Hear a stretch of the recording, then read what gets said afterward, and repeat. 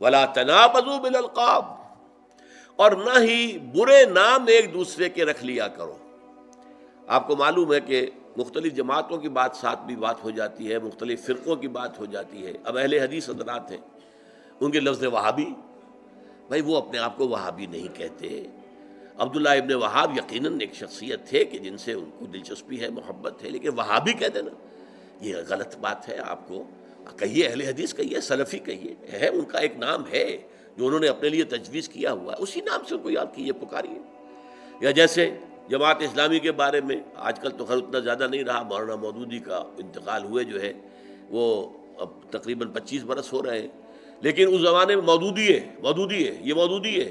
یہ غلط بات ہے۔ وَلَا تَنَابَزُوا بِالْأَلْقَابِ، اس طرح کے لقب لوگوں کے رکھ دینا جو ان کے لیے تکلیف دہ ہوں، انہیں ناپسند ہوں، اور اس سے پکارنا، یہ اس سے بھی روک دیا گیا۔ اس سے بھی دلوں میں زخم لگتے ہیں، محبتوں کا رشتہ کمزور پڑتا ہے، اخوت جو ہے اس کے اندر کمی آتی ہے۔ اور یہ ساری کمی کہاں جا رہی ہے؟ ناوک نے تیرے صید نہ چھوڑا زمانے میں، یہ ساری کمی جا رہی ہے امت مسلمہ، ملت اسلامیہ کے اندر ذوف پیدا ہو رہا ہے۔ دو اینٹیں بھی اگر ان کے درمیان میں سے وہ سیمنٹ سبسٹنس اگر نکل گیا، یہیں سے وہ پانی جو ہے وہ مرے گا، اور ہو سکتا ہے کہ وہ فصیل کے اندر سے ایک بڑا شگاف کر کے وہ نکل جائے،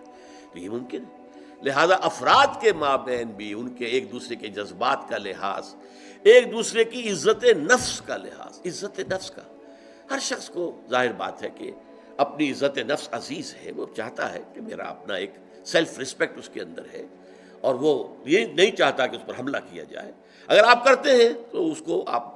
تکلیف پہنچا رہے ہیں، اس کو آپ زخم لگا رہے ہیں، اور یہ زخم جو ہے پھر اڈے بچے دے گا، اس کے نتائج نکلیں گے،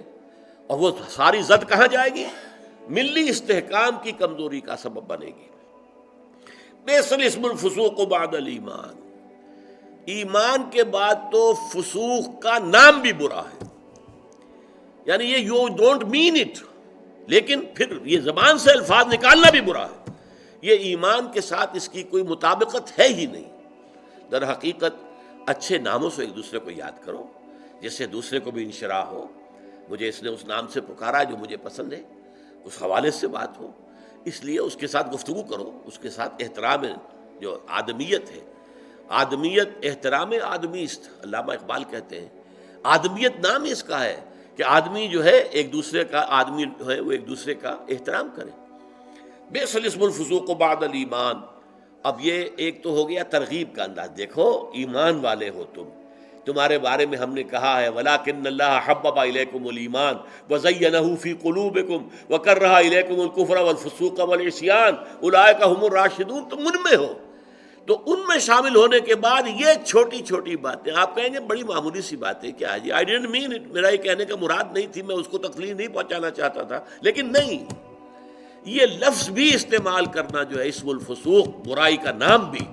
ایمان کے ساتھ جو ہے مطابقت نہیں رکھتا۔ لیکن اب دوسری طرف دھمکی بھی دے دی وَمَن لَّمْ يَتُبْ